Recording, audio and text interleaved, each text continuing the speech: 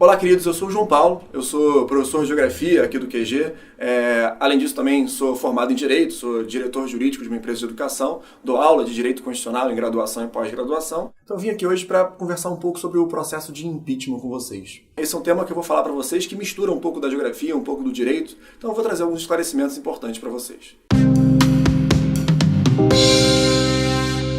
Obviamente eu tenho minhas inclinações políticas e eu tenho subjetivamente algum tipo de ideia em relação ao impeachment, mas meu objetivo hoje com vocês é só falar um pouco do procedimento, é esclarecer de forma mais didática possível, tentando trazer um linguajar que vocês entendam como que vai se dar e por que está acontecendo o procedimento de impeachment. Vamos aqui rapidamente refletir um pouco sobre o que já aconteceu até agora e qual é o futuro.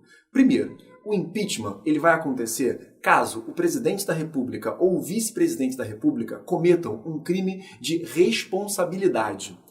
Esse crime de responsabilidade, ou esses crimes, porque são várias atitudes, estão elencadas lá no artigo 85 da Constituição. Basicamente, são crimes diferentes de outros crimes comuns que vocês estão acostumados. Vocês vão ver, por exemplo, quem julga esse crime é o Senado. E o presidente ou o vice-presidente que sofram o impeachment, eles não serão presos. As penas são diferentes.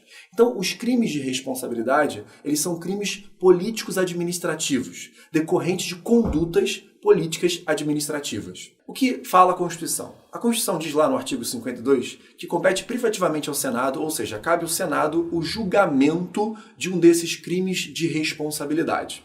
Então, o julgamento de fato ele só acontece no Senado. Vocês viram recentemente que a Câmara dos Deputados passou por uma grande votação e aprovou alguma coisa, mas o que aprovou não foi o impeachment. O trabalho da Câmara é simplesmente viabilizar que o Senado faça isso. A gente chama de juízo de admissibilidade. Então, o que a Câmara votou ali foi se o procedimento, o processo de impeachment, o julgamento de impeachment deveria ou não deveria acontecer lá no Senado.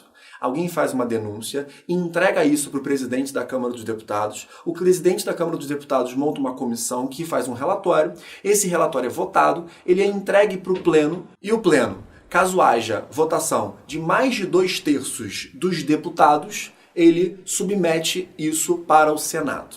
Então, na verdade, o que a Câmara faz é um juízo de admissibilidade. Até aí já vimos que no caso da Dilma, esse juízo de admissibilidade ele foi aprovado. O processo é encaminhado para o Senado, o presidente do Senado recebe esse processo e ele faz a leitura de todo o processo para o Pleno. Daí o presidente do Senado monta uma comissão. Essa comissão é composta por 21 senadores e os senadores vão fazer um relatório. Esse relatório vai fazer um novo juízo de admissibilidade do processo de impeachment. Então são duas admissibilidades. Uma na Câmara dos Deputados, que já foi aprovada, e a outra no Senado. Depois que o relatório ele é preparado pela Comissão Especial do Senado, a Comissão Especial do Senado vota o relatório e submete esse relatório ao Pleno do Senado. Ainda estamos em juízo de admissibilidade. O que vai acontecer agora é que o Senado ele vai se reunir para votar se o julgamento será iniciado ou não, se admite o processo ou não. Essa votação ela vai ser rigorosamente idêntica ao que aconteceu com o Fernando Collor de Mello. Para que o Senado inicie o julgamento, o Senado terá que ter no seu pleno a maioria dos seus membros, ou seja, metade mais um dos seus membros deverão estar presentes nessa sessão de julgamento. O Senado tem 81 membros, então terão que estar presentes nessa sessão de julgamento pelo menos 41 membros para iniciar a votação. Para que o julgamento se inicie, para que de fato haja julgamento do impeachment, daqueles presentes, então vamos supor que haja, por exemplo, 70 presentes. 70 presentes extrapolou o quórum necessário de 41. Para que inicie-se o julgamento de fato e o Senado admita, a maioria simples, ou seja, a maioria dos presentes deverá votar favoravelmente à abertura do processo de impeachment, do julgamento do impeachment de fato. Então se tiver, por exemplo, 70, 36... maioria simples é metade mais um, 36 presentes deverão votar favoravelmente. Aí o segundo juízo de admissibilidade se completa e é nesse momento, será nesse momento, em que o julgamento do impeachment de fato começará. Aqui tem um ponto importante. Por quê? Porque quando o Senado fizer o seu juízo de admissibilidade, caso ele entenda que o processo e o julgamento deverão acontecer, a presidente da República será afastada por 180 dias. Durante esse período, assumirá interinamente o vice-presidente, o Michel Temer. Daí, o processo de fato começa, o julgamento de fato começa. Aquela comissão que elaborou o relatório de admissibilidade, agora vai elaborar um novo relatório. E aí um relatório já completo, aí já tem cara de tribunal, aí já tem cara de julgamento. É nesse momento que as partes serão ouvidas. A acusação, a defesa vão apresentar seus argumentos acerca daqueles supostos crimes de responsabilidade que a presidente Dilma cometeu. Só para vocês terem uma ideia, as acusações principais em relação a Dilma hoje são, primeiro, em relação às pedaladas fiscais. Assim, sendo muito simplista, a pedalada fiscal é basicamente o seguinte: a presidente Dilma, ela prometeu jogar uma quantidade de dinheiro nos bancos para que os bancos públicos, Caixa, Banco do Brasil, financiassem projetos sociais, como, por exemplo, o Bolsa Família. O problema é que ela não colocou a quantidade de dinheiro necessária, fazendo com que os bancos arcassem com esses custos, com essas despesas. Então ela gerou um endividamento com o banco. Isso foi a pedalada. A pedalada fiscal é o principal ponto. Tem um outro ponto também que é a questão dos créditos. A presidente Dilma aumentou a quantidade de crédito dentro do seu orçamento sem que isso passasse pelo Congresso, ou seja, fez isso por meio de decreto. E necessariamente deveria ter sido feito por meio de lei, ou seja, o Congresso deveria ter sido aprovado. Tecnicamente, é aí que está o julgamento da presidente Dilma. Voltando, aquela comissão especial, ela vai analisar as provas, ouvir acusação, ouvir defesa, e depois disso ela vai elaborar um outro relatório. E aí sim, um relatório mais embasado. Vota novamente o relatório e encaminha o relatório para o Pleno do Senado. E ali monta-se o Tribunal Final. O Tribunal Final ele é conduzido pelo presidente do Supremo Tribunal Federal, hoje o ministro Lewandowski. Para que o Senado aprove o impeachment, deverão votar 2/3 dos membros de forma favorável. 2/3 mais 1.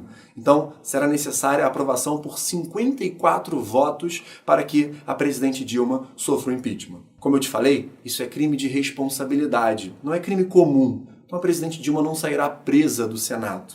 Na verdade, o que a presidente Dilma sofrerá como sanção será, primeiro, ela será afastada do cargo de presidente da República, ela perderá o cargo, e além disso, por 8 anos, ela será inelegível e ficará afastada da vida pública, tal como aconteceu o presidente Fernando Collor de Mello.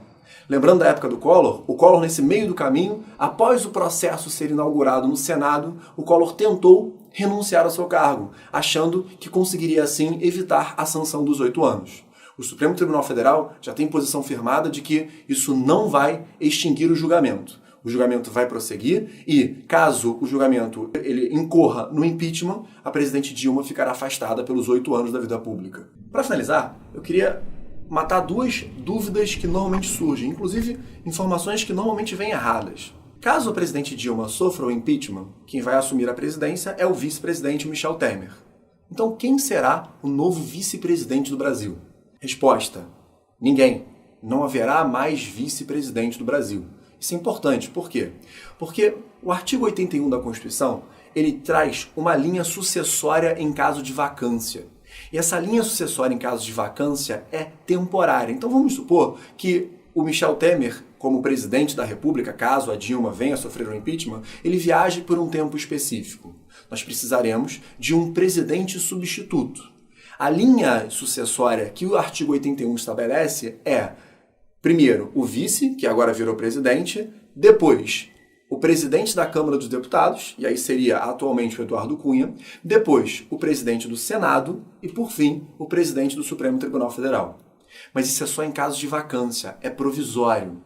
Ou seja, a situação, em caso a Dilma sofra o impeachment, é que nós não teremos mais vice-presidente. Daí, você deve estar se perguntando, João, se não tem mais vice-presidente, eu já ouvi falar que existem pedidos de impeachment também em face do vice, do Michel Temer. É verdade. O pedido de impeachment ele já foi travado pelo presidente da Câmara, Eduardo Cunha, que tem poder de fazer isso. Mas caso, no futuro, o vice-presidente, que virou presidente em função do impeachment, venha sofrer também o impeachment, o que acontece com o Brasil? Aí, o artigo 82, ele traz a solução. Caso o impeachment de um vice-presidente que transformou-se em presidente venha acontecer no primeiro biênio, ou seja, nos 2 primeiros anos do mandato, haverá novas eleições diretas em até 90 dias. Caso isso ocorra no segundo biênio, também haverá novas eleições, porém serão eleições indiretas, eleições realizadas pelo Congresso Nacional. Então o que eu estou te mostrando é que o Eduardo Cunha, ele não tem como virar presidente da República do Brasil, pelo menos não de forma sucessória. O que vai acontecer é que caso o Michel Temer venha a perder também o seu mandato por um impeachment, nós teremos necessariamente novas eleições. O primeiro biênio, ele encerra-se no final do ano. Então, sempre no dia 1º de janeiro que nós completaremos o segundo ano. Então, 1º de janeiro do ano que vem, nós teremos essa virada. Então, eleições diretas até 1º de janeiro, eleições indiretas a partir do dia 1º de janeiro. Último ponto importante. No caso do Collor, a Câmara dos Deputados ela autorizou 2 processos diferentes. Primeiro, foi um processo sobre crime de responsabilidade, que o Senado julgou e o Senado, inclusive, decretou o impeachment do Collor. Além disso, a Câmara dos Deputados aprovou que o Supremo Tribunal Federal julgasse o ex-presidente Collor acerca de crimes comuns. Esse julgamento, que aconteceu lá no Supremo Tribunal Federal em relação a crimes de corrupção, no ano de 1994, ele foi arquivado por falta de provas. No caso da Dilma, especificamente, está acontecendo apenas o processo político. Ou seja, o Senado Federal ele julga, mas não tem outro julgamento no Supremo Tribunal Federal por questões de crimes comuns. Então a Dilma não tem como ser presa, ok? E o último ponto importante que é muito levantado é a questão dos votos, como vocês estão vendo, aquela vergonha de eu voto Deus, eu voto família. Mas será que o deputado ou o senador ele não é obrigado a necessariamente tratar das questões políticas que estão acontecendo? Ele não tem que falar se houve pedalada ou não? A resposta é não. O Supremo Tribunal Federal, no caso Collor especificamente, firmou o entendimento de que a decisão do Senado será uma decisão estritamente política. E sobre essa decisão política não haverá controle do Supremo. Então, mesmo que o Senado não toque naquelas questões políticas importantes, mesmo que ele não fale dos crimes de improbidade, e se os senadores politicamente quiserem derrubar a Dilma, não tem jeito, a Dilma ela vai sofrer um impeachment por decisão política e não há que se controlar. Ok? Espero ter esclarecido algumas questões. Até a próxima.